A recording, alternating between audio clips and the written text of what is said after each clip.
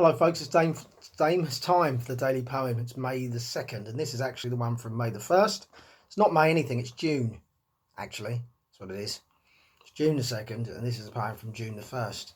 And it's entitled Marriage, as requested by Russell Samuels on my show, on the event of his anniversary, actually. So, congratulations, Russell.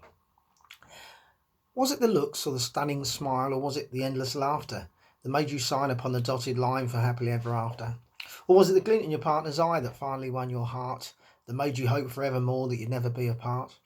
Back in the day when you were young and oh so very selective, did you look into their eyes and suddenly feel protective? Did you feel your body melt when he'd hold you all so tight? And did you watch her gently breathe as she slept through the night? Did you watch them walk away and then count every minute until you'd write your story again and they'd be right back in it? Was it their breath upon your neck that made you feel secure when whatever they did was never enough, you just wanted more? Do you remember looking back and thanking God you met her, and every single thing she did just made your life that much better? And the little imperfections just made him more complete, right down to the scratch and sniff and unimaginable feet. And the rare arguments you had would always end with a smile. He'd make your peace holding hands and laughing all the while. Nothing could come between you, nothing could take off the gloss. Without fail, love always prevailed. What a week that was. Because after that you realise that you're going to have to compromise. The things you always like to do, you suddenly have to share. The dress you liked 2 weeks ago, he doesn't now, the neckline's too low. You've had your eyebrows threaded and he doesn't even care. And you know the laughter you found cute all those years ago, now it sounds like someone's got a chainsaw on the go. Those big hands that you loved so much when they held you so tight, are now like clumsy oven mitts that can't do anything right.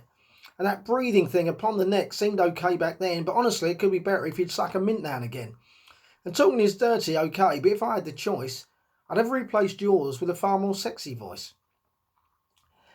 Give it to me, big boy can sound sexy to the ear, but not if it sounds like it comes from the pits of Tyne and Weir. Maybe if you talked a little less, you wouldn't have that croak, and you'd sound more like a princess rather than a northern bloke. And being protective seemed okay when we were just dating, but now it just seems I'm being stalked and it's just intimidating. The arguments go on for days and start about anything, and you wonder what happened to the person who's wearing that ring. The fact is, we're all individuals and ultimately want what we want when we want it, and anything else you see is something in the way, an obstacle in your life, or as I prefer to call it, a husband or a wife. That's marriage. Love.